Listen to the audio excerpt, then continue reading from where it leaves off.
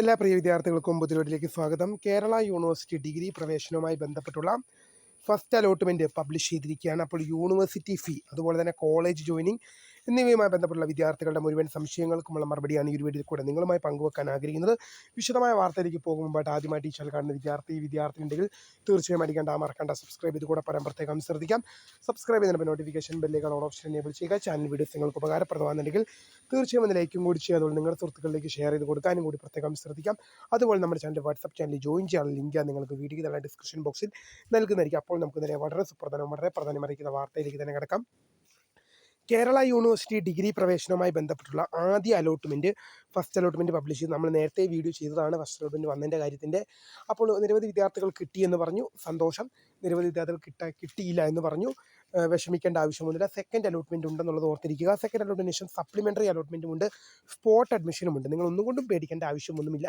Okay, first allotment മാത്രമേ, അതായത് ഒരു പട്ടി മാത്രമേ കഴിഞ്ഞിട്ടുള്ളൂ. ഇനിയും നിരവധി പട്ടികൾ നിങ്ങളുടെ മുമ്പിലുണ്ട്. Second allotment, supplementary allotment, spot admission പോലുള്ള നിരവധി പട്ടികൾ നിങ്ങളുടെ മുമ്പിലുണ്ടെന്നുള്ളത് ഓർത്തിരിക്കുക.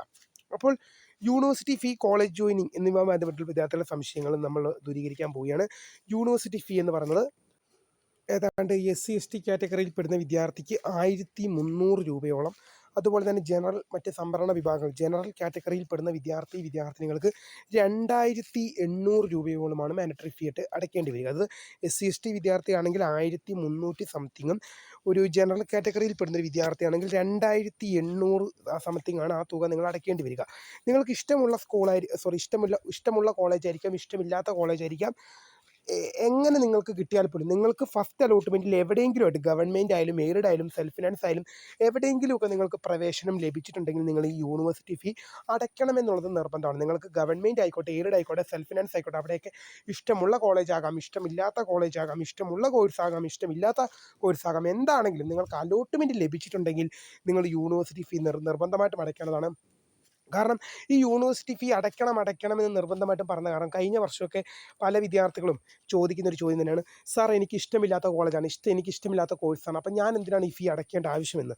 അപ്പോൾ അങ്ങനെ ചോദിക്കുന്ന ഒരു വിദ്യാർത്ഥികളോട് നമുക്ക് പറയാനുള്ള കാര്യമെന്ന് പറയുന്നത്, നിങ്ങൾ ഇഷ്ടമില്ലാത്ത കോളേജാണ്, ഇഷ്ടമില്ലാത്ത കോഴ്സാണെന്ന് പറഞ്ഞ് ഈ യൂണിവേഴ്സിറ്റി ഫീ അടയ്ക്കാതിരിക്കുമ്പോൾ അതിൻ്റെ ബുദ്ധിമുട്ട് നിങ്ങൾക്ക് തന്നെയാണ്. കാരണം നിങ്ങൾ ഈ അലോട്ട്മെൻറ്റ് സിസ്റ്റത്തിൽ നിന്ന് ഔട്ടാവുകയാണ് ചെയ്യുന്നത്. നിങ്ങൾ ഈ ഫീസ് അടയ്ക്കാതിരിക്കുമ്പോൾ നിങ്ങൾ ഈ സിസ്റ്റത്തിൽ നിന്ന് ഔട്ടാകുകയാണ് ചെയ്യുന്നത്. നിങ്ങൾക്ക് കിട്ടിയ സീറ്റ് നഷ്ടമാകും. അതോടൊപ്പം തന്നെ തുടർന്നുള്ള അലോട്ട്മെൻറ്റ് പ്രക്രിയകളിൽ നിങ്ങൾക്ക് പങ്കെടുക്കാൻ കഴിയില്ല. സെക്കൻഡ് അലോട്ട്മെൻറ്റ് പോലുള്ള കാര്യങ്ങൾക്ക് നിങ്ങൾക്ക് പങ്കെടുക്കാൻ കഴിയില്ല എന്നുള്ളതാണ് നിങ്ങൾ ഓർത്തിരിക്കേണ്ട പ്രധാനപ്പെട്ട കാര്യം. അതുകൊണ്ട് തന്നെയാണ് നിങ്ങൾക്ക് അലോട്ട്മെൻറ്റ് ലഭിച്ചിട്ടുണ്ടെങ്കിൽ ഈ യൂണിവേഴ്സിറ്റി ഫീ നിർബന്ധമായിട്ടും അടയ്ക്കണമെന്ന് നമ്മൾ പ്രധാനമായിട്ടും എടുത്ത് നമ്മൾ വീഡിയോയിലൂടെ പറയുന്നതിന് കാരണം എന്ന് പറയുന്നത്.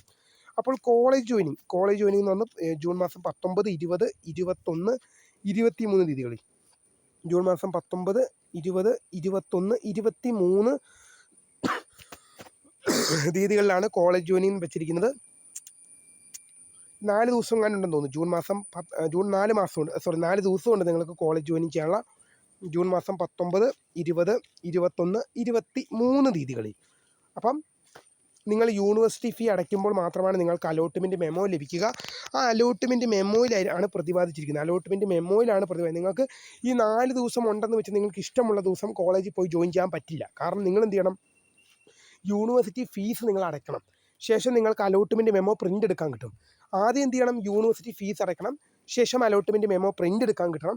അലോട്ട്മെൻറ്റ് മെമ്മോയിൽ പറഞ്ഞിട്ടുണ്ട് നിങ്ങൾ ഏത് ഡേറ്റിലാണ് പോകേണ്ടത്. ഈ 4 ദിവസം അഡ്മിഷൻ ഉണ്ടെങ്കിലും ഈ 4 ഏതെങ്കിലുമൊക്കെ ദിവസം പോയിട്ട് നിങ്ങൾക്ക് അഡ്മിഷൻ എടുക്കാൻ പറ്റില്ല. ഇപ്പം +1 അലോട്ട്മെൻറ്റ് എന്ന് പറഞ്ഞാൽ നമുക്ക് നിശ്ചിത സമയം തന്നു കഴിഞ്ഞാൽ ആ നിശ്ചിത തന്നിരിക്കുന്ന സമയത്തിനകം എപ്പോൾ വേണമെങ്കിലും പോയാൽ കിട്ടും. പക്ഷേ യൂണിവേഴ്സിറ്റി അലോട്ട്മെൻറ്റ് അങ്ങനെയല്ല, ഡിഗ്രി പ്രവേശനം അങ്ങനെയല്ല. നിങ്ങൾക്ക് അലോട്ട്മെൻറ്റ് ലഭിച്ചിട്ടുണ്ടെങ്കിൽ, ഞാൻ ഇപ്പോൾ ഒരു റിക്വസ്റ്റ് ചെയ്യാണ്, നിങ്ങൾ അലോട്ട്മെൻറ്റ് ലഭിച്ചിട്ടുണ്ടെങ്കിൽ ഇപ്പോൾ തന്നെ നിങ്ങൾ യൂണിവേഴ്സിറ്റി ഫീ അടയ്ക്കാൻ ശ്രദ്ധിക്കുക. കാരണം എന്ന് പറയുന്നത് നാളെ ജൂൺ മാസം 19 അഡ്മിഷനുണ്ട്. നാളെ 10 മണി മുതൽ അഡ്മിഷൻ ആരംഭിക്കും. അങ്ങനെ വരുമ്പോൾ നാളെ ജോയിൻ ചെയ്യാൻ ചില കോഴ്സിൽ പെടുന്ന വിദ്യാർത്ഥികൾക്കെല്ലാം നാളെ ജോയിൻ ചെയ്യാൻ ആവശ്യപ്പെടും. അപ്പോൾ നിങ്ങൾക്ക് ഈ ഫീസ് അടച്ചാൽ മാത്രം, നിങ്ങൾ ഈ യൂണിവേഴ്സിറ്റി നിർദ്ദേശിച്ചിരിക്കുന്ന ഫീസ് അടച്ചാൽ മാത്രമാണ്, നിങ്ങൾക്ക് അലോട്ട്മെൻറ്റ് മെമ്മോ പ്രിൻ്റ് എടുക്കാൻ പറ്റുകയുള്ളൂ. ഈ അലോട്ട്മെൻറ്റ് മെമ്മോ പ്രിൻ്റ് എടുത്ത് കയ്യിൽ കിട്ടിയാൽ മാത്രമല്ലേ നമ്മൾ ഏത് ഡേറ്റിലാണ് കോളേജിൽ പോകേണ്ടതെന്ന് അലോട്ട്മെൻറ്റ് മെമ്മോയിലാണ് അവർ കൃത്യമായി പ്രതിപാദിച്ചിരിക്കുന്നത്. അതുകൊണ്ടാണ് ഞാൻ പറഞ്ഞത്, നിങ്ങൾക്ക് അഡ്മിഷൻ ലഭിച്ചിട്ടുണ്ടെങ്കിൽ നിങ്ങൾക്ക് എന്ത് ചെയ്യാം, പേയ്മെൻറ്റ് അടയ്ക്കാൻ സാധിക്കും. നിങ്ങൾക്കിപ്പം മിക്ക വിദ്യാർത്ഥികൾക്കും ഗൂഗിൾ പേ, ഫോൺ പേ, പേടിഎം എന്നിങ്ങനെ ഡെബിറ്റ് കാർഡ് പോലുള്ള കാർഡ് പേയ്മെൻ്റ് ഒക്കെ നിങ്ങൾക്ക് ചെയ്യാൻ സാധിക്കുമെന്നുള്ളത് ഓർത്തിരിക്കുക.